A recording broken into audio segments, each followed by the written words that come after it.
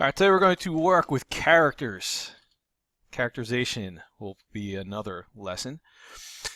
Characters are individual people in stories, plays, TV shows, movies. And we're pretty good on that. However, there are a couple different types of characters, and we will get to that in a minute.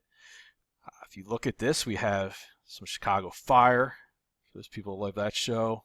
Severide, Casey. And we got people in the show. Of course, we have Disney and the Donald Duck, Pluto, my favorite. Then we have the 101 Dalmatians. But wait a minute. You said people, but these are animals. And yes, characters can be they can be animals. They could be plants. Characters can be people, obviously. They can also be animals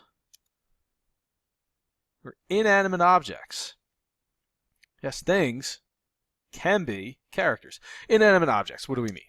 All right. They are non-living things, such as an eraser, a computer, a water bottle. So inanimate, non-living. An example, SpongeBob SquarePants. Sponge, inanimate object. Yet somebody has made a ton of money off of turning a sponge into a crazy little cartoon character. SpongeBob. What are we going to do with you? But he is a character. So again, it can be people, animals, non-living, inanimate objects. They can also be abstract ideas or moral qualities. If we don't know what abstract is, let's do a quick little rundown of that. Abstract. These are ideas or thoughts. It's not something you can see and touch. You cannot walk into a store and buy it. You can't pick it up off the ground. For example, love is an abstract thing. A heart is a symbol of love, and a heart is something you can touch. Generally, only doctors do, but you can. Love, however, is abstract. The opposite of abstract is concrete. Right, this is an item. This is something you can pick up, you can see, you can touch, you can hold. Again, a heart would be concrete. A love would not be. It would be abstract. Protagonist. The protagonist. Do we know what a protagonist is? Let me give you a minute to ponder that.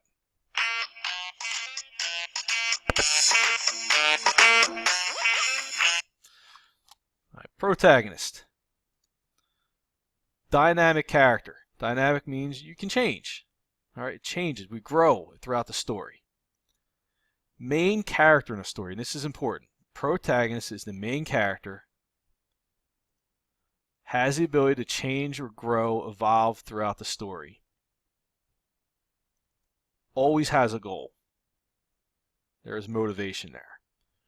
Usually, but not always, the hero. Not always our hero. I know sometimes we say that protagonist is a good guy, and the antagonist, which we'll get to in a minute, that's the evil. That's the bad person. It doesn't always work that way. So you really want to look at who the main character is, who changes or has the ability to change or grow, who really has the goal, the motivation to change. Again, usually the hero. Superman! Definitely a protagonist. Anybody who he kind of fights, anything that gets in the way of him, causes conflict is going to be our antagonist. So antagonist. If we look at this, what prefix comes to mind? Antagonist, anti means against. Antagonist is a character. It can be a character. It does not have to be a character. Usually the villain, but not always. So just because somebody's the bad guy does not automatically, 100% of the time, make him or her the antagonist. The villain can be the protagonist. All right. Antagonist can also be a group of characters. So you could have a character such as a student. You could have a group of characters, a class. An entire class could be an antagonist.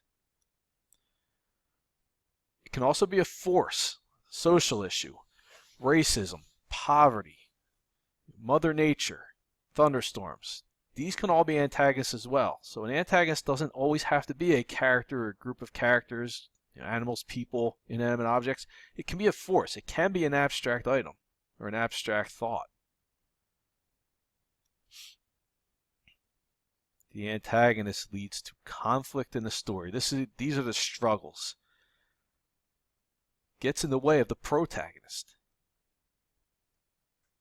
So if you look at it this way, in this little graphic, we have the rising action, we have the protagonist. The conflict builds. When the protagonist and the antagonist really get into it, and the protagonist changes because of it, that's the climax. Whatever causes the protagonist to change, that'll be the climax. And we'll come back to this when we go over plot within the next week or so. But just think, protagonist, antagonist, they have a battle, they have a major conflict. The antagonist gets in the way of the protagonist. The protagonist has to get past the antagonist to get to the resolution of the story. That is really all we have for protagonist and antagonist. Pro, usually good. Antagonist, anti, against, gets in the way of the protagonist, usually but not always the bad guy.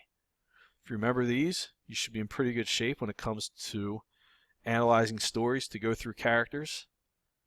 And in a future lesson, we will go through how to build characters with indirect and direct characterization, what writers do to build up characters.